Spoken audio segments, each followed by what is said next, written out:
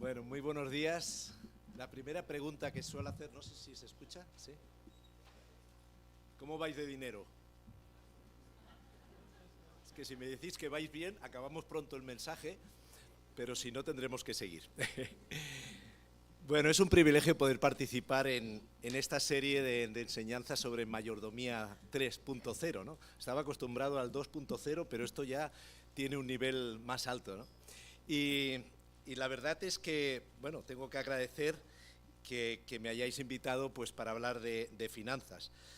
Quizás Raúl no se fiaba mucho si lo iba a hacer bien porque está fuera. Entonces, si os quejáis, posiblemente él no ha querido estar aquí presente, ¿no? Él está por trabajo, ¿no? Bueno, vamos a hablar de dinero. Alguno podrá estar pensando que quizás va a ser una predicación poco espiritual. Vamos a hablar de cosas muy materiales, ¿no? Pero no es así.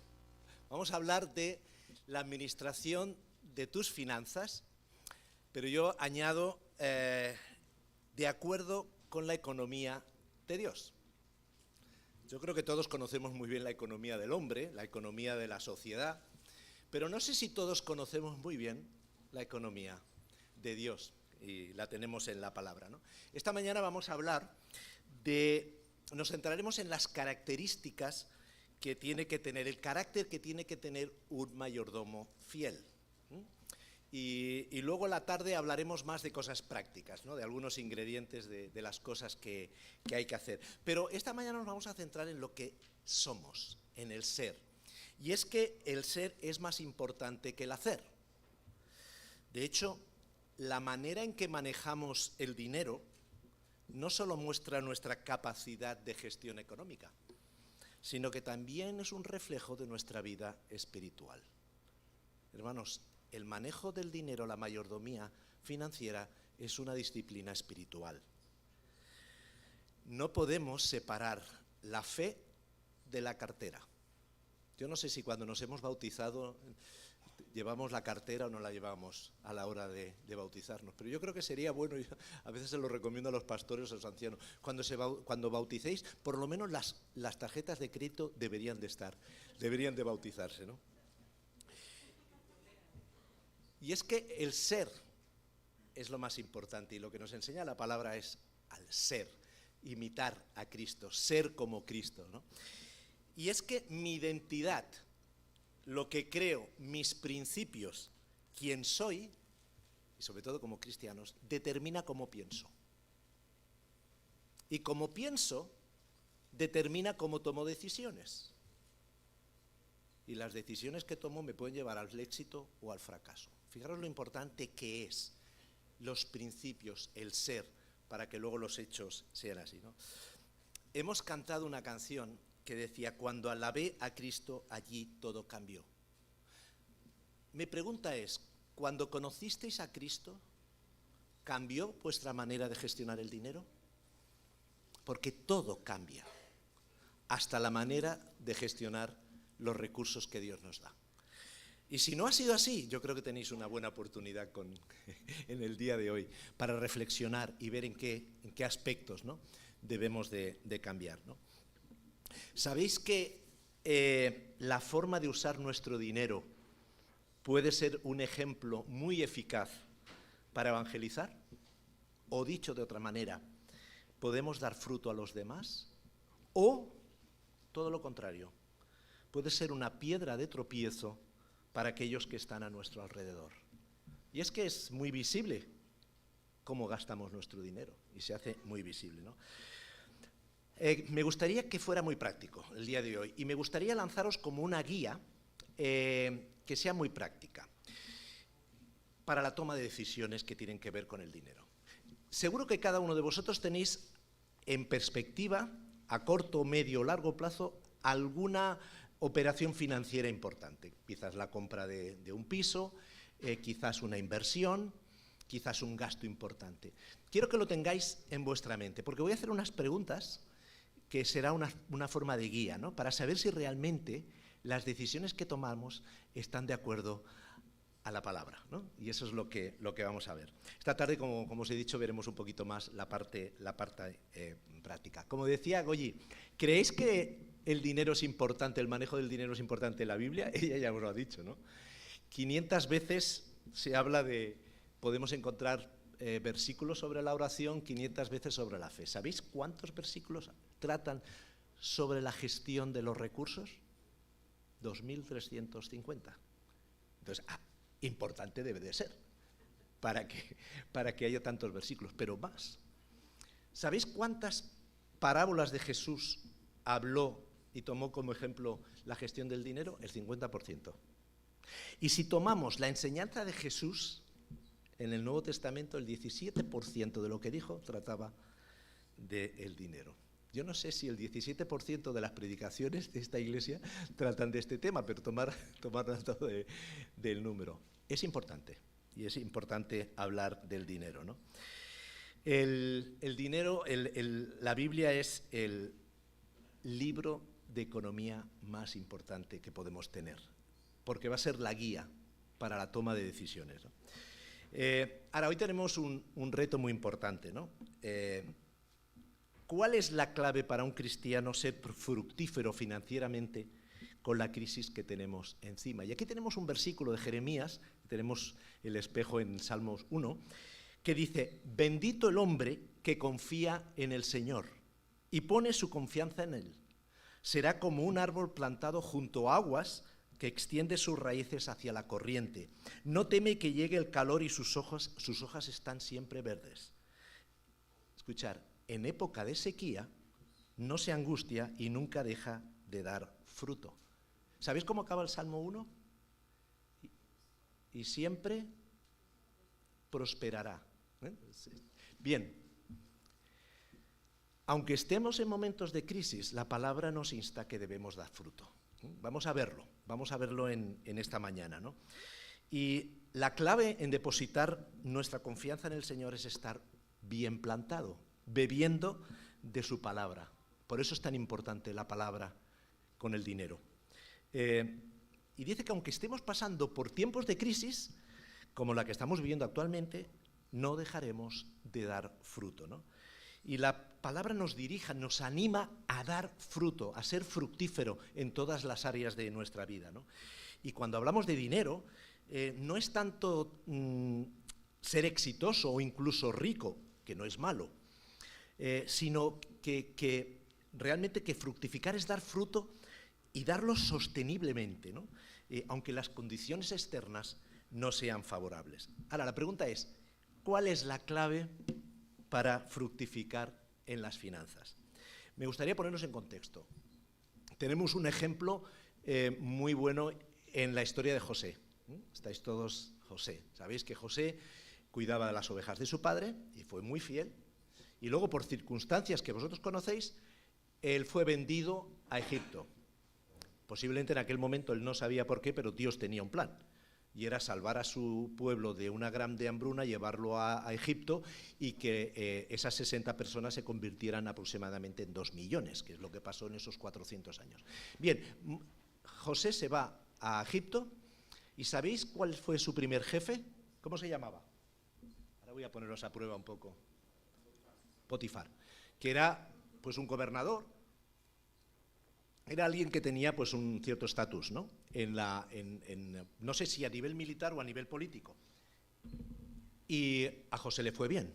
Dice que el Señor estaba con él y le hacía prosperar, a su jefe. ¿Qué pasó luego? Que por su integridad, por no quererse acostarse con la mujer de Potifar, fue a la cárcel. Pero es que en la cárcel también fue un gran administrador. De hecho, el carcelero lo utilizaba para administrar. Vemos como José era un buen administrador. ¿Y qué pasa?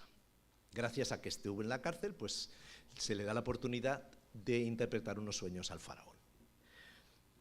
¿Os acordáis qué detalle marcó al faraón para hacerlo gobernador de ese país? No solo interpretar, sino hubo un aspecto que hablándole en este caso a los políticos, al Senado o a sus advisors, a sus consejeros, les dijo algo importante. ¿Alguien se acuerda qué le dijo? Bueno, os voy a poner una pista. Entonces el faraón les preguntó a sus servidores: ¿podemos encontrar una persona así en quien repose el Espíritu de Dios? Hermanos, esa es la clave. Que el Espíritu de Dios repose en nosotros. ¿Qué día es hoy? Perfecto, yo pensaba que ibais a decir el día de las votaciones, ¿no? No, pero hay algunos hermanos más espirituales, sí. Bien, hoy vamos a hablar de Pentecostés. ¿Quién fue el protagonista de Pentecostés? El Espíritu Santo. Eso es el que necesitamos nosotros para gestionar nuestra cartera. Si me amáis, obedeceréis mis mandamientos, y yo pediré al Padre y os dará otro consolador para que os acompañe siempre. El Espíritu de verdad, a quien el mundo no puede aceptar porque no lo ve ni lo conoce. Pero vosotros sí lo conocéis porque vive en vosotros y estará en vosotros. Entonces, ¿qué puede hacer el Espíritu Santo para que fructifiquemos en la mayordomía financiera? Aunque quizás la pregunta debería de ser, ¿qué debemos hacer nosotros para que el Espíritu Santo obre en nosotros, ¿no? Bien, lo tenemos en Gálatas, ¿no? Gálatas nos dice cuál es, no los frutos, el fruto del Espíritu Santo. Y hay una serie de elementos o características que de alguna manera son las características y la personalidad y el carácter de Jesús. Esa globalidad hace el Espíritu Santo. El fruto del Espíritu es amor, paz, paciencia, benignidad, bondad, fidelidad, mansedumbre, dominio propio.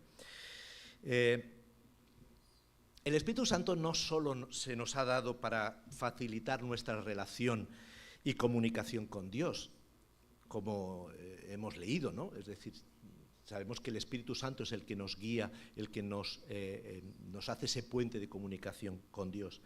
De hecho, hoy hemos adorado en espíritu y en verdad, sino que también tiene un propósito, que podamos ser guiados conforme a la voluntad de Dios en cada área de nuestra vida, incluyendo el área financiera, ¿no? Vamos a ver esos elementos, voy a fusionar la bondad y benignidad, pero vamos a ver esos elementos del fruto del Espíritu Santo en cuanto al manejo de las finanzas, ¿no? Vamos a ver 8 claves para ser fructífero en las finanzas. ¿Cómo debemos de ser? ¿Cómo debe ser nuestro carácter para que Dios obre en nosotros a través de su dinero en nosotros? Bueno, el primero es el amor. Y el amor tiene que ver mucho con la motivación. ¿Qué motivación tenemos cuando utilizamos el dinero? Cuando gastamos, cuando cobramos, cuando invertimos. Fijaros este versículo. Si no tengo amor, de nada me sirve darle a los pobres todo lo que tengo. Es fuerte, ¿eh?, lo que dice Pablo. Y se lo dice a una iglesia que era rica, no era pobre. Es decir, aunque donemos todo lo que tengamos a los pobres, si el amor no es nuestra motivación principal, de nada nos sirve. A los pobres sí que les servirá, pero a nosotros no. Es decir, si nosotros queremos invertir tesoros en el cielo, si queremos aumentar nuestra cuenta celestial, eso no sirve. Fijaros lo importante que es el amor, que Pablo dice que aunque demos todo, no sirve para nada.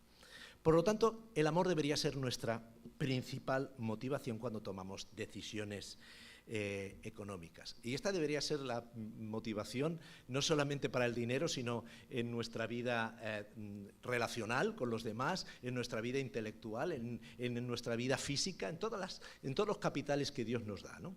Que no solamente es el espiritual, ¿no? Otro tema es el principio divino del amor. ¿Qué dice Juan 3:16? Fijaros el orden de los verbos. Porque, pararos en el verbo, de tal manera amó, bien, que dio. Damos porque amamos. Ese es el principio del amor. Si amamos, daremos. Si damos sin amor, no ese es el principio bíblico.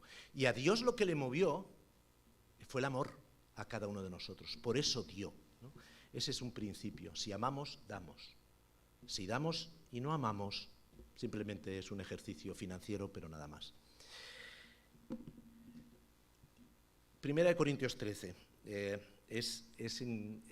La poesía de Pablo, como relata el amor, es impresionante. Yo como músico he tocado alguna canción con estos textos. El amor es paciente, es bondadoso, el amor no es envidioso, ni jactancioso, ni orgulloso, no se comporta con rudeza, no es egoísta, no se enoja fácilmente, no guarda rencor, el amor no se deleita en la maldad, sino se regocija con la verdad. Pero fijaros que dice cosas que no son amor.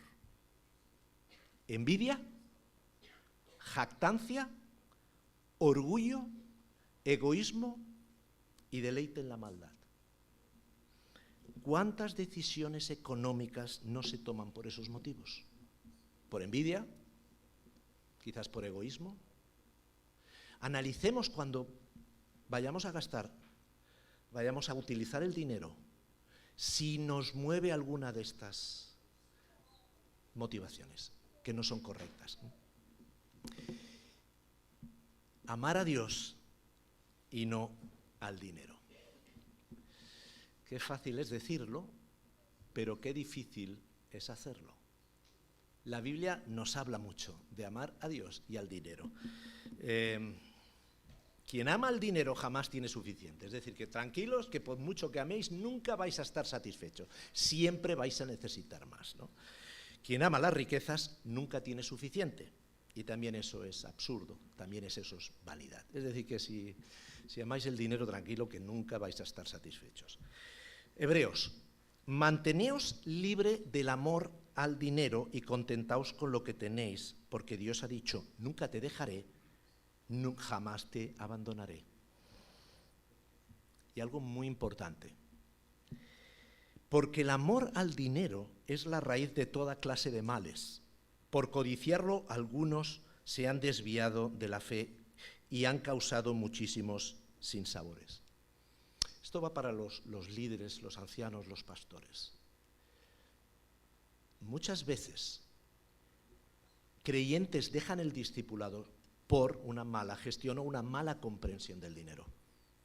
Porque las riquezas, el afán de las riquezas, el amor al dinero, los aparta, fijaros, de la fe. Fijaros lo importante que es tener una buena comprensión de la mayordomía financiera, porque nos puede apartar de la fe. Amar a Dios y no al dinero. Alguno, y eso sigue siendo para los pastores y ancianos, el amor a las riquezas puede poner en peligro la evangelización. ¿Os acordáis de la parábola de Jesús, del sembrador?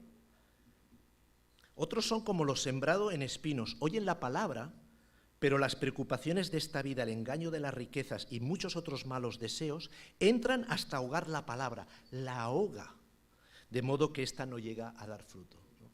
Es muy importante que hablemos también del manejo correcto del dinero a los no creyentes, para liberarlos, para que no ese afán de las riquezas pueda ahogar la palabra, ¿no? Bien, hemos visto el amor.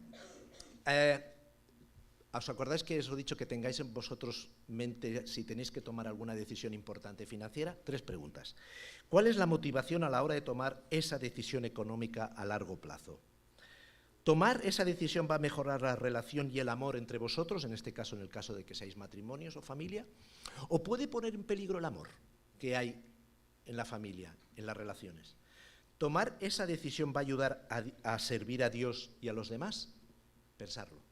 Si es así, vais por buen camino. Vamos a seguir a la siguiente, la fidelidad. Hemos cantado, grande es tu fidelidad hacia mí. Bueno, pues ahora nos toca a nosotros ser fiel con el Señor. El Señor ya lo ha mostrado, ahora nos toca a nosotros y en la gestión del dinero lo podemos hacer. La fidelidad tiene que ver mucho con el compromiso que tenemos delante del Señor a la hora de manejar el dinero. La Real Academia Española nos da dos definiciones de la palabra. Lealtad, observancia de la fe que alguien debe a otra persona, o puntualidad, exactitud en la ejecución de algo. Es decir, tiene que ver con la fidelidad a alguien y con la diligencia, hacer las cosas correctamente, ¿no? Una de las parábolas...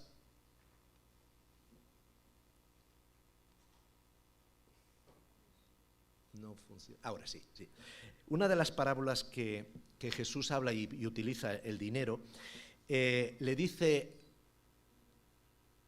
a quien había multiplicado el capital, recordaos que a un siervo le dio Dios, al otro le dio 5 y los dos lo multiplicaron. A uno le dio 1 y lo que hizo fue esconderlo para que no lo perdiera. Pues a esos dos que multiplicaron el capital, les dice, su señor le respondió, hicisteis bien, siervo bueno y fiel. Fíjate, aquí están los dos conceptos de fidelidad, siervo bueno, diligente y fiel. En lo poco has sido fiel, te pondré a cargo de mucho más. Ven a compartir la felicidad de tu Señor, ¿no?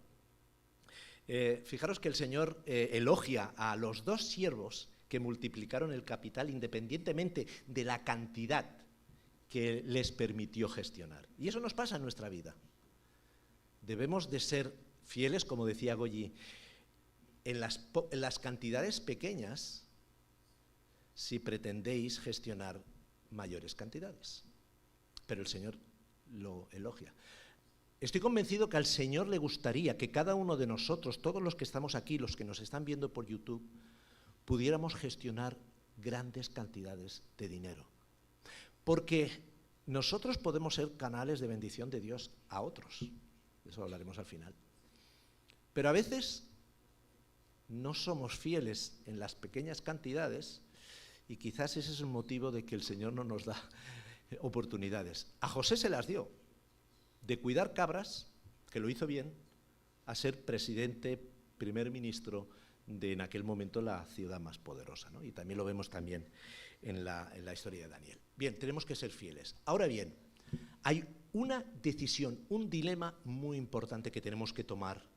Yo no digo cada día, pero sí, casi cada día. ¿A quién sirvo? ¿A Dios o al dinero?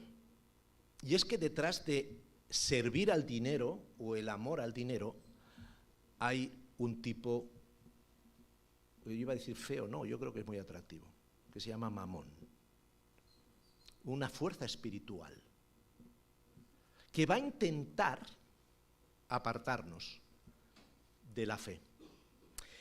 Ningún sirviente puede servir a dos patrones. Menospreciará a uno y amará al otro, o querrá mucho a uno y despreciará al otro. No podéis servir a la vez a Dios y a las riquezas. Lo siento, hermanos, es incompatible servir a Dios y al mismo tiempo al dinero. O dicho de otra manera, no podemos amar a Dios y al dinero al mismo tiempo. O uno o el otro, blanco o negro, no hay matices. Dios no va a permitir que sirvamos a los dos. Es incompatible. En el momento que nosotros servimos al dinero, lo que estamos haciendo automáticamente es aborreciendo a Dios. Pero eso es algo que nos encontramos día a día. Tener en cuenta que ahí hay algo ahí espiritual que va a intentar apartarnos. ¿Qué es lo primero que piensas cuando te despiertas o qué pasa por la mente justo antes de dormir? Si tus primeros y tus últimos pensamientos de cada día se centran en el dinero, como es tener más, ahorrar más, gastar más o saldar más deudas, puede que tengas un ídolo. Tienes que hacértelo mirar. Ser fiel en las pequeñas cosas, como decíamos, para gestionar capitales más grandes, ¿no? Hay un texto que es muy interesante en Lucas que dice, el que es fiel en lo muy poco también en lo más es fiel. Antes os lo he dicho. Incluso esto pasa con los dones. Si aspiramos a dones mayores, ¿hemos sido fieles en los dones más sencillos? Porque si no lo hemos sido, no aspiremos quizás a otros dones. Pues en el mundo del dinero pasa lo mismo. Si no gestionáis los 100 euros que en estos momentos podéis gestionar, sobre todo los jóvenes, no vais a gestionar 1000 ni 10.000 bien. Empezar a aprender a gestionar ese dinero, aunque sea poco.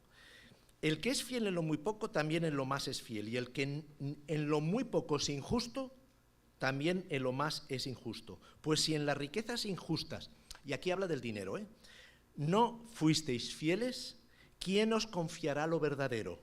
Y si en lo ajeno no fuisteis fieles, ¿quién os dará lo que es vuestro? Fijaros la relación que hay entre gestionar lo que le llama riquezas injustas, que se está refiriendo al dinero, con lo verdadero. Es muy importante. Si nosotros gestionamos bien los recursos que Dios pone en nuestras manos, el Señor nos permitirá que podamos gestionar incluso dones espirituales o más dinero, ¿no? Ahora, ser íntegro también significa ser fiel, significa ser íntegro, y lo tenemos el ejemplo también en José, cuando tuvo que pasar esa prueba, difícil, por cierto. Quien encubre su pecado jamás puede prosperar. Quien lo confiesa y lo deja recibe el perdón. Eso es algo que Salomón sabía mucho de eso. Gran abundancia hay en casa del hombre honrado, pero el malvado no le aprovechan sus ganancias. Vale más ser conocido y respetado que andar presumiendo de rico. Y eso lo dijo el hombre más rico del mundo, que fue un rey, que fue el hombre más rico, el hombre más sabio, pero fracasó. Y lo importante de las enseñanzas de Salomón es porque fracasó. Y ahí está el libro de Eclesiastés. Nos enseña que todo lo que fue, y esa es la gran enseñanza, ¿no? Que lo tuvo todo en sus manos, pero al final de sus días tuvo que reconocer que había fracasado. Esa es la enseñanza más importante que podemos tener. Tenemos que aprender mucho de Salomón, pero teniendo esa perspectiva, ¿no? De que él pasó por lo mejor, pero al final la fe le falló, su integridad le falló, no siguió la Torá tal como la tenía que seguir, ¿no? Bien, integridad es para valientes. Es hacer lo que se tiene que hacer, cuando se tiene que hacer, como se tiene que hacer, sin importar las consecuencias. 3 preguntas. Acordaros si tenéis en mente. ¿He gestionado bien las pequeñas inversiones hasta ahora? ¿Estoy dispuesto a asumir todas las responsabilidades legales inherentes a la operación que tengáis que hacer? ¿Siento que puedo defraudar a Dios al tomar esa decisión? ¿Qué tal íntegros somos al cobrar o al pagar o no pagar impuestos? Empezamos por ahí. ¿Somos íntegros? Esa es una buena señal, aunque nos cueste los impuestos. ¿Cobramos en negro? Quizás no somos todo íntegros. Pensarlo. Tercero, mansedumbre. Bueno, la mansedumbre, perdón, sí, si es que no lo veo. Sí. Se me ha escapado. La mansedumbre tiene que ver con la humildad. Tomen mi yugo sobre ustedes y aprendan de mí, que soy manso y humilde de corazón y hallarán descanso para sus almas. Eso lo dijo Jesús. Seamos humildes, tengamos esa mansedumbre que tuvo él. La humildad tiene mucho que ver con el éxito. La humildad nos lleva al éxito, como dice Salomón. Tras el orgullo viene el fracaso, tras la humildad la prosperidad. Hay varias versiones, pero una es esa, la prosperidad, ¿no? Fijaros que no está de moda ser humilde, pues es la antesala del éxito. Si queremos tener éxito en cualquier aspecto de nuestra vida, pasemos por ser humildes, ¿no?, delante de Dios. Y lo primero que tenemos que hacer es reconocer que Dios tiene un rol en las finanzas y nosotros tenemos otro. Esa es la primera enseñanza que tenemos que tener cuando queremos gestionar el dinero de acuerdo a los principios bíblicos. Que Dios tiene un rol y nosotros tenemos otro. ¿Quién es propietario de vuestra cuenta corriente, de vuestro dinero? ¿Quién? Tu padre, muy bien. Hay que portarse bien, porque si no... Bueno, vamos a verlo.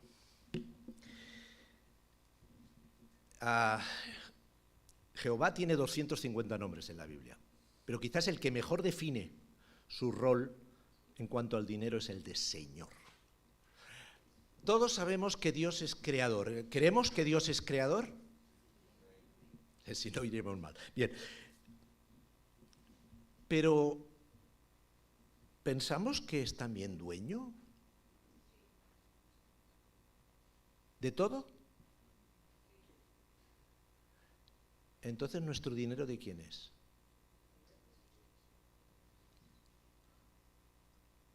Fijaros que hay textos en el Antiguo Testamento muy curiosos, ¿no?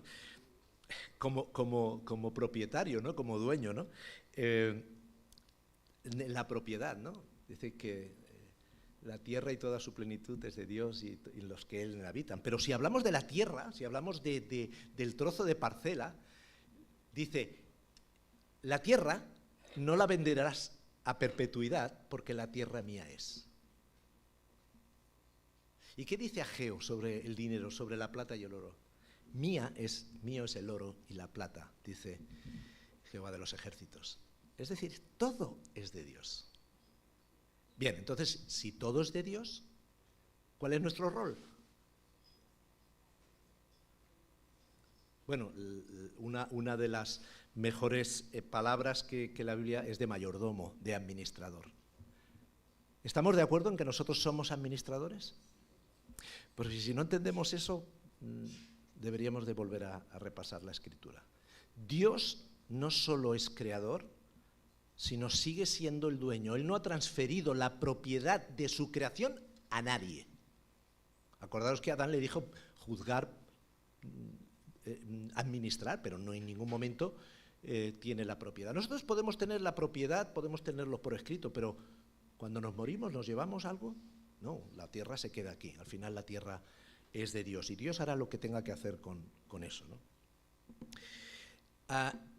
¿Os acordáis de la parábola del joven rico? Bueno, cuando el joven rico se acercó a Jesús, ¿qué le pidió Jesús que hiciera para seguirle? Vender todo y dárselo a los pobres. Bueno, lo que realmente nos enseña esa enseñanza de Jesús, ese relato, es que debemos de renunciar a la propiedad de las cosas y dárselas a Cristo. No es necesario vender las cosas y dárselas a los pobres, porque luego lo dice, los pobres siempre estarán entre nosotros. Lo que quería es probar la fe de ese joven rico. Ese rico estaba tan apegado a las posesiones que fue incapaz de renunciar a sus posesiones. Eso es lo que nos pide, que renunciemos a la propiedad para que seamos buenos administradores de lo que Dios nos da. Dejémosle los problemas a Dios. A mí me han robado varias veces en una parcela y al final con mi mujer estábamos preocupados y al final digo, a ver, si todo es de Dios, un problema menos para nosotros. Al final tuvimos que poner alarma y vaya, eso sí, tuvimos que hacer deberes. Pero al final es de Dios. Pensemos, tengamos esa mentalidad. Lo que tenemos lo estamos gestionando. Porque si tú te crees dueño de las cosas que tienes, si te van mal las cosas, eso te va a perjudicar emocionalmente. Y si te van bien, vas a ser feliz por ese motivo. No, administremos. Si las cosas van mal, Dios lo permite y posiblemente tenemos que aprender para que vayan bien. Pero todo es del Señor, ¿no? Tenemos que ser humildes para pedir sabiduría. Salomón, yo creo que lo tenía todo, es decir, era el hijo del rey, y el rey David, y tenía, supongo, a su servicio los mejores maestros del reino de Jerusalén. ¿Pero qué le pide a Dios? Sabiduría. Podemos ser licenciados en económicas, podemos tener todos los estudios y máster que queráis, que si no tenemos sabiduría, va a quedar en una técnica. Pero la sabiduría es lo que necesitamos para administrar el dinero. Y, por cierto, es gratuita. Si a alguno de ustedes le falta sabiduría, pídasela a Dios y Él se la dará, pues Dios da todo sin limitación y sin hacer reproche alguno, ¿no? Bueno, aprovecho para decir que esta tarde vamos a tener un taller, ¿no? y estoy convencido que nos ayudará también a ser un poquito más sabios, ¿no? A la hora de gestionar el dinero, ¿no? Vivir en moderación. Tenemos que ser humildes para vivir en moderación, aunque tengamos mucho dinero. Tengo algunos ejemplos, pero por tiempo no los puedo hablar, ¿no? Pero tenemos a gente muy rica que ha sabido vivir en moderación. No porque tienes mucho dinero tienes que ostentar, ¿no? Que eso pasa mucho, ¿no? Dice el texto, el orgulloso será humillado y el humilde será alabado. Hay quienes no tienen nada y presumen de ricos, y hay quienes todo lo tienen y aparentan ser pobres. Vivamos en moderación, ¿no? No quiero decir que no vivamos en confort, no, cada uno puede vivir en la situación económica que está y si puede permitirse una casa más grande, sí, pero no ostentemos de eso. Vivamos en la mayor moderación que podamos para que los excedentes los podamos utilizar según la voluntad de Dios. A veces vivimos en jaulas de oro, es decir, tenemos un buen sueldo y en vez de decir, bueno, voy a ahorrar, no, voy a gastar más. Es decir, si yo tengo un nivel de vida más alto, y yo lo puedo decir porque yo empecé hace 40 años en la compañía donde estoy ahora cargando camiones y yo he llegado a ser presidente de la compañía. Y yo sé los estatus económicos que se pueden estar. Si tú llegas a un estado de un sueldo muy importante y lo que haces simplemente es subir los gastos acorde a tu salario, vas a estar siempre en deudas, porque siempre vas a querer aspirar a más. Vas a vivir en una jaula de oro, pero es una jaula. Vivamos en la mayor moderación que podamos para que Dios pueda obrar con ese excedente para su obra. Preguntas, ¿has pedido consejo antes de tomar esa decisión que vas a tomar? ¿Tomo la decisión como dueño o como administrador? ¿Esta decisión te proporcionará más de lo que necesitas? Porque si te va a proporcionar más de lo que necesitas, quizás puede haber otra opción, mejor. No te endeudes, ahorra, haz una operación más pequeña y tienes un saldo, unos ahorros que te van a permitir no endeudarte. Bien, vamos a por el gozo. Hemos cantado, cambiaré mi tristeza, mi vergüenza, mi dolor y los entregaré por el gozo. ¿Cómo quiere que vivamos Dios nuestra vida? Con gozo. Me gustaría decir con alegría, pero no siempre podemos estar alegres, pero siempre podemos tener gozo. El gozo es algo interno que nos va a permitir vivir en las circunstancias que tengamos con esperanza. Eso es lo que Dios nos proporciona, gozo. Y eso es lo que quiere también, que vivamos con gozo.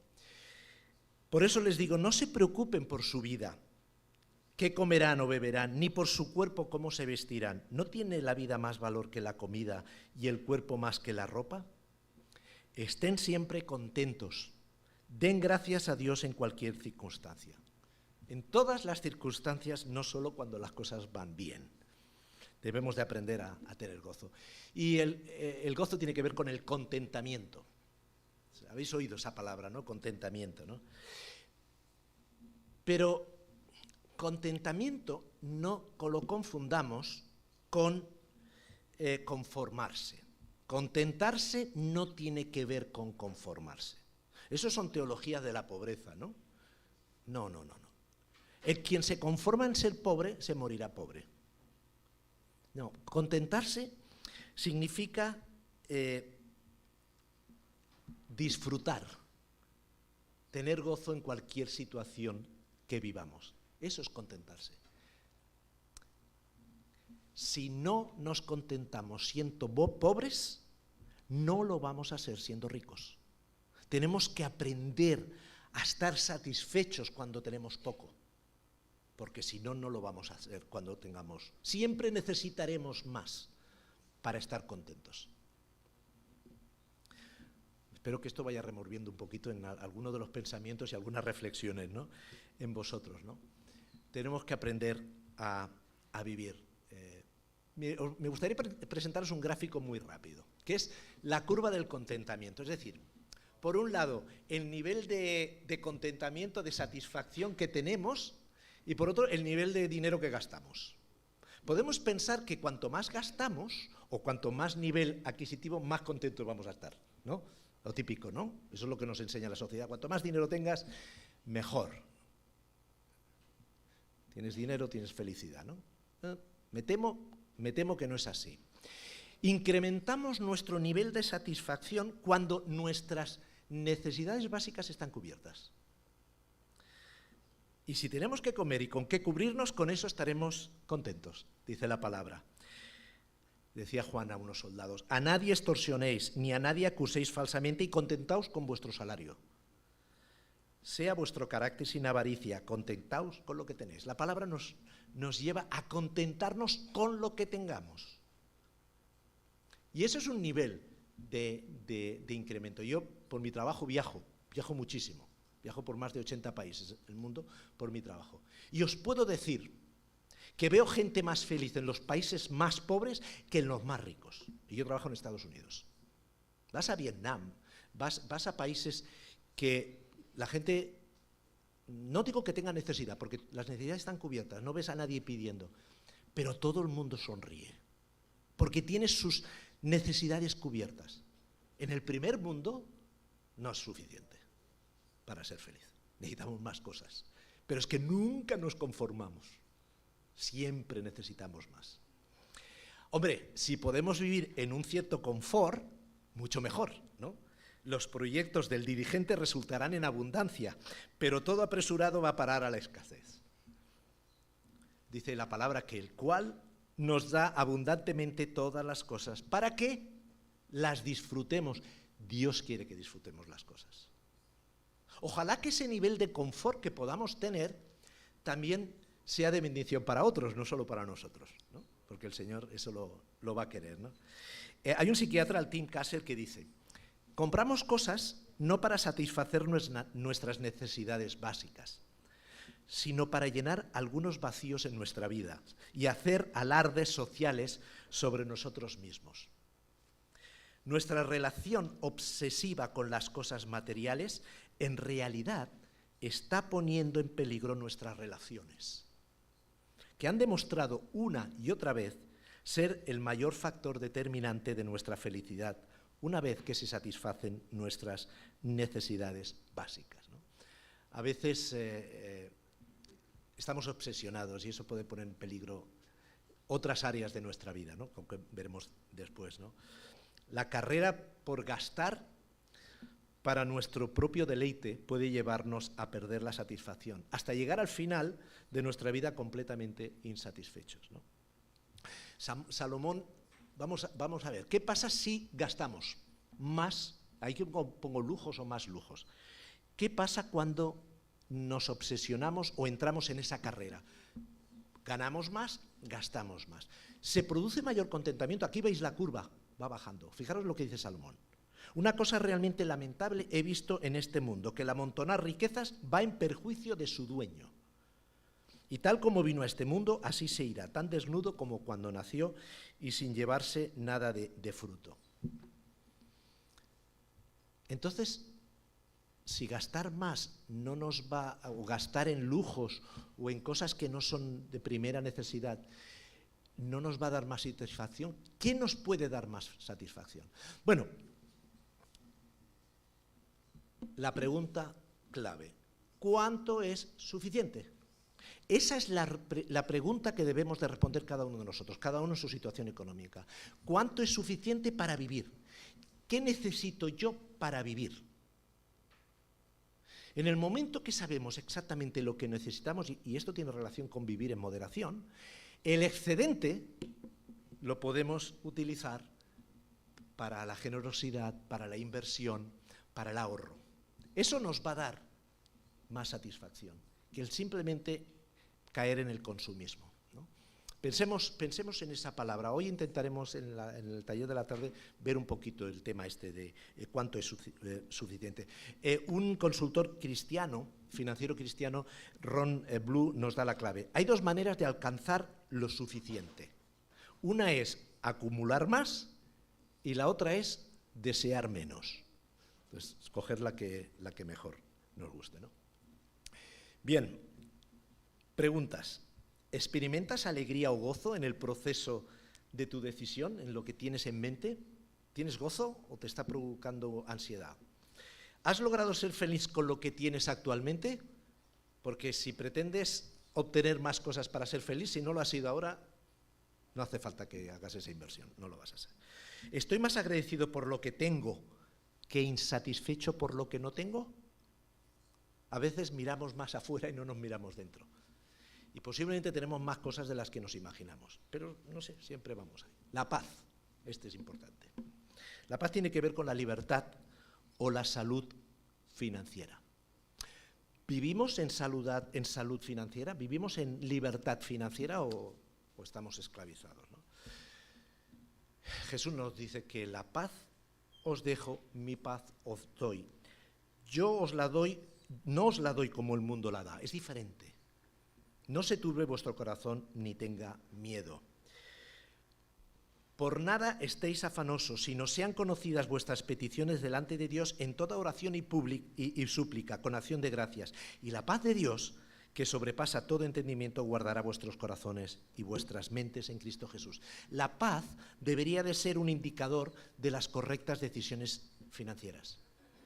Si sentimos paz cuando tomamos decisiones relacionadas con el ganar, con el gastar, con el invertir, es posible que sea una buena decisión. Pero si por el contrario, si es lo contrario, es posible que el Espíritu Santo nos esté alertando de un peligro o de un error, que nos estamos apartando de la economía que Dios quiere para nosotros. La paz debe ser un indicador importante. Es muy importante la armonía. Cuando tomemos una decisión económica, tiene que haber armonía en nuestra vida. Si ese gasto va a poner en peligro nuestras relaciones, nuestro aspecto físico, el tiempo, incluso en nuestra área intelectual o en nuestra área espiritual, ojo, que puede ser un indicativo de que no es una decisión correcta. No podemos poner en riesgo otras áreas de nuestra vida por decisiones financieras erróneas. ¿Estáis viendo cómo el Espíritu Santo nos va a estar guiando, lógicamente, si dependemos de Él, en todas las áreas de nuestra vida, y Él nos va a aportar paz? Bueno, debemos de dejarnos transformar por Él, pero nos va a mostrar paz cuando tomamos decisiones correctas, ¿no? De esto hablaremos a la tarde, de vivir en libertad financiera, en controlar los gastos, en evitar las deudas. Las deudas, permitirme decir algo, es la mejor herramienta que tiene el diablo para esclavizar a la gente. Cuando una persona está en deuda y sobreendeudado, no tiene ni tiempo ni ganas de pensar en Dios, porque necesita solucionar un problema. Su vida está condicionada por las deudas. Hermanos, no caigamos en las deudas. Hablaremos de las deudas. ¿Qué deudas pueden ser interesantes? Pero muchas veces nos endeudamos para comprar un iPhone, cosas de consumo, y estamos ligados a pagarlo.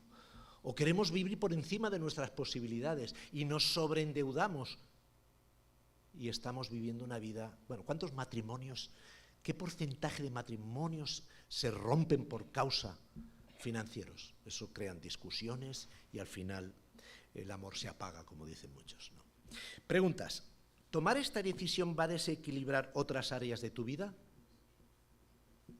¿Sientes paz cuando piensas en la decisión que quieres tomar? ¿O inquietud? Bueno, inquietud siempre tendréis, pero que no sea más que inquietud, que realmente no sea angustia. ¿Tienes el apoyo de personas de confianza para tomar la decisión? Vamos por la paciencia. La paciencia tiene que ver mucho con nuestra actitud, ¿no? Si piensas lo que haces, tendrás abundancia. Si te apresuras, acabarás en la pobreza. Todo esto lo dice la Biblia, ¿eh? El paciente demuestra gran inteligencia. El impulsivo delata necedad, o es estúpido.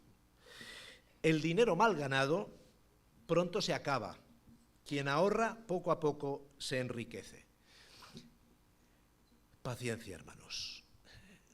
Ahora, con el tema de las criptomonedas, ¿cuánta gente se ha querido hacer rica en poco tiempo. Sí, ricos se han hecho los que lo han desarrollado. ¿Cuánta gente ha querido ganar mucho dinero en poco tiempo invirtiendo en los .com? En el año 2000, 2001 hubo el crack de los .com. Yo recuerdo vivir una experiencia estando en México, en una feria que cada año iba, y una de las compañías que representaba a mi distribuidor era un hombre que tendría unos 62, 63 años. Y un día que teníamos que ir a la feria, no se presenta, estábamos en el mismo hotel y no se presentó. Entonces nosotros nos fuimos a la feria, al stand de nuestro distribuidor para hacer negocios allá, y cuando volvimos lo encontramos demacrado. Entonces le preguntamos al distribuidor, porque él dijo que se quedaba, porque no sabía qué había pasado con él. Bueno, esa noche hubo el crack de los .com. Ese hombre perdió el 80% de su capital que tenía para la jubilación en una hora. Ese hombre se lo encontró en la azotea del hotel a punto de tirarse, de suicidarse. ¿Cuántos suicidios hubieron esa noche en Estados Unidos? Querer ganar fácilmente. A veces hay que tener paciencia, ¿no? Y los jóvenes, ahora todos quieren ser influencers, youtubers, porque con eso se gana mucho dinero y además se van a Andorra, ¿no? Bueno, paciencia. No todo es tan fácil, ¿no? El ahorro y la inversión es algo a largo plazo y tenemos que pensar así. No tengo tiempo para explicaros cómo crece el bambú japonés, pero luego por el Google lo podéis ver. ¿Cuánto le tarda al bambú japonés crecer, ¿no? Espera la respuesta de Dios. A veces tomamos decisiones financieras equivocadas porque no le hemos dejado tiempo a Dios a que obre. Quizás Dios tiene otros planes de financiación. A veces lo comento en las iglesias, ¿no? No, es que queremos comprar un local nuevo, queremos o ampliar, ¿no? Y vamos a pedir un crédito, ¿no? ¿Es bueno endeudarse como iglesia? ¿Ese es el plan que Dios tiene? ¿Tenemos que acudir a un banco? ¿Tenemos que, digamos, echarle una mano a Dios? ¿Os acordáis de la mano que le echó Sara a Dios? Pues claro, no se quedaba embarazada. Las amigas les decían, ¿no te ibas a quedar embarazada? ¿A qué recurrió Sara? A la criada. Le quiso facilitar a Dios la respuesta. ¿Y qué pasó? Que Dios no tenía ese propósito. El problema del pueblo de Israel, que sigue viviendo hoy, y esta semana estábamos en Israel, y nos comentaban el conflicto que hay entre árabes y judíos, ¿no? Pues no le hagamos favores a Dios. Dios tiene su propósito. Dejemos que Dios actúe. Y a veces tomamos decisiones financieras sin haberle dejado a Dios el tiempo. Bien. Y debemos de capacitarnos. Goyi hizo el curso de Tu Dinero Cuenta y bueno, os animo a que os capacitéis. Tengáis paciencia, pero que os capacitéis para aprender a utilizar el dinero de acuerdo a la voluntad de Dios, ¿no? Y cursos como Tu Dinero Cuenta os pueden ayudar. Hay libros que los podéis conseguir luego allá, tanto Tu Dinero Cuenta como Discipulado Financiero, que os pueden guiar, ¿no? A cómo administrar, cómo ser mayordomos de alguna manera fieles, ¿no? Preguntas. ¿Eres consciente que esta decisión requiere de un sacrificio a lo largo del tiempo? A veces nos pasó en la crisis del 2008 que todo el mundo empezamos a comprar casas unifamiliares porque nos pagaban muy bien el pisito que teníamos y pensábamos que íbamos a tener trabajo, que el trabajo no iba a faltar y a veces falla. Entonces, pensemos que cualquier decisión económica, decisión financiera va a requerir un sacrificio. Y las cosas no siempre tienen que ir bien. A veces pueden ir mal. Y tenemos que ser conscientes si hacemos una operación de este tipo. ¿Sientes que has tomado el suficiente tiempo para analizar esta decisión? ¿O en el momento que tienes ganas de comprar algo, lo compras y luego le pides a Dios que lo bendiga? Pidámosle a Dios y su voluntad y luego dejémosle tiempo a Dios. ¿Lo que quiero es lo que necesito realmente? Pensemos si eso va a cubrir nuestras necesidades o simplemente los deseos. No digo que sea malo, pero hagamos ese análisis. ¿He orado y esperado lo suficiente para tener la respuesta de Dios? Este es difícil. A mí me cuesta mucho. Yo cuando estoy en una rotonda, por la parte de fuera, y un coche que está en el carril de dentro quiere salir y me corta, lo único que hago es orar al Señor para que los 4 jinetes del Apocalipsis, la ira esté sobre ese carro, ¿no? Ese es el dominio propio me cuesta. Pero debemos de tener dominio propio cuando trabajamos con el dinero, ¿no? Y tiene que ver con el autocontrol, ¿no? La verdad es que las campañas de marketing no nos ayudan, sino que lo que nos hacen es, eso lo quiero, yo vengo del marketing, es decir, lo sé muy bien, es decir, vamos a intentar crear una necesidad donde no lo hay para que tome la decisión de comprar rápidamente, ¿no? Entonces tenemos que ser astutos, ¿no? En ese sentido, ¿no? Pues Dios no nos ha dado un espíritu de timidez, sino de poder, de amor y de dominio propio, ¿no? Y si en las finanzas no tenemos autocontrol, podemos fracasar. Ser paciente es muestra de mucha inteligencia, como hemos leído. Ser impaciente es muestra de gran estupidez. Como ciudad sin defensas y sin murallas es quien no sabe dominarse. Es muy importante saber dominarse. A ver, yo os recomendaría que si tenéis tarjetas de crédito, las cortarais directamente. Las de débito, mira, al final de cuentas, y si pudierais pagar en efectivo, mucho mejor, porque el hecho de sacar la cartera, de empezar a contar los billetes, quizás nos hace pensar en lo que nos ha costado ganar ese dinero, ¿no? Pero cuando vamos con tarjetas y ahora que vamos con el móvil y simplemente lo acercamos, ¿cuántos problemas, ¿no? A veces simplemente porque son impulsos, ¿no? de compra y lo utilizamos, ¿no? Tengamos cuidado, ¿no? Muy importante es la gratificación diferida, es decir, saber decir no hoy para tener algo mejor mañana. Es decir, ahorrar hoy y comprar mañana y no comprar hoy y pagar mañana. Ahorra hoy y compra mañana. Tú ves algo que te gusta. Hoy, esto, y a lo mejor es un deseo, pero a veces se convierte en una necesidad. No, es que esto lo necesito. Mi hijo, pequeño, cuando, no sé, tendría, antes de la adolescencia, su vida dependía si tenía el último FIFA. ¿Sabéis el juego este del FIFA, no? La vida se le desmoronaba. Es decir, si él no tenía la última versión del FIFA, no era feliz. Bueno, pero eso nos pasa a nosotros. A veces confundimos deseos con necesidades, o esos deseos los convertimos en una necesidad, lo necesitamos, ¿no? Bueno, tengamos autocontrol, ¿no? No todos son necesidades. Si tenemos cubiertas todas las necesidades, perfecto. Pero si no las tenemos cubiertas todas las necesidades, evitemos hacer gastos en deseos. ¿Cuántas personas, y yo conozco, la obsesión es tener un BMW? Pero los hijos van mal vestidos porque el padre se ha obsesionado en comprarse un BMW. Y esos son ejemplos que os podría dar, ¿no? Primero cubramos las necesidades y luego vayamos a... ¿Hay sonido? Este es un experimento que se hizo muy interesante.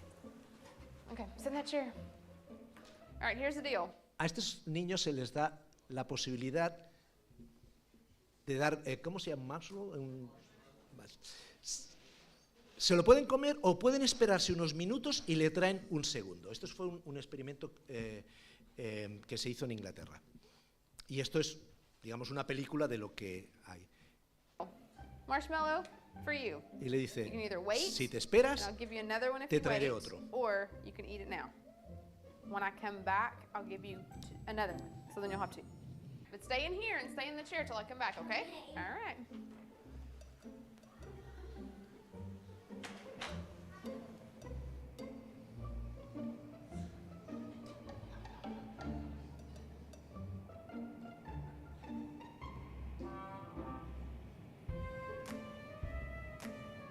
I'm gonna go do something and then I'll come back. It smells yummy. It smells really good.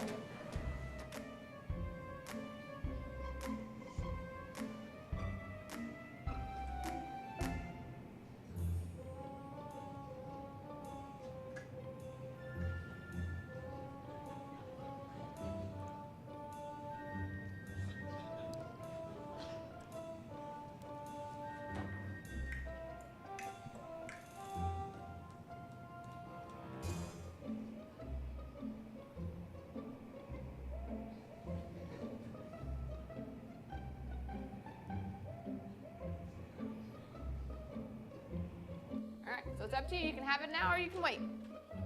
Okay?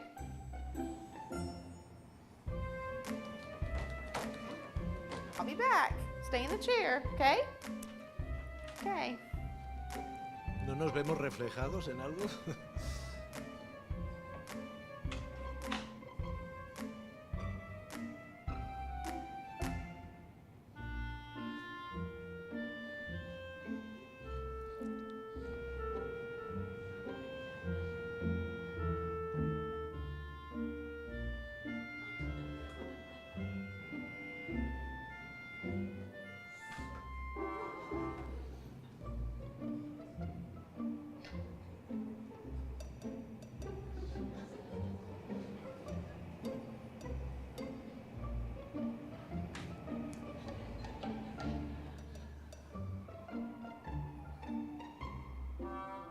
All right, so I'm gonna leave and then I'll come back, okay? So you can either eat it right now or you can wait. Either way, okay? Okay. Más vale pájaro en mano que...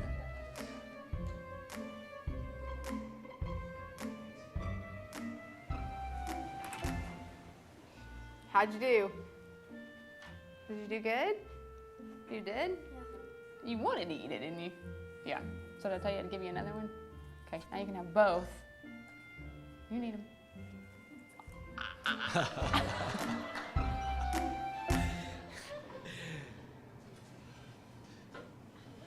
Es curioso porque este estudio se hizo durante 40 años. Se siguieron a estos niños durante 40 años.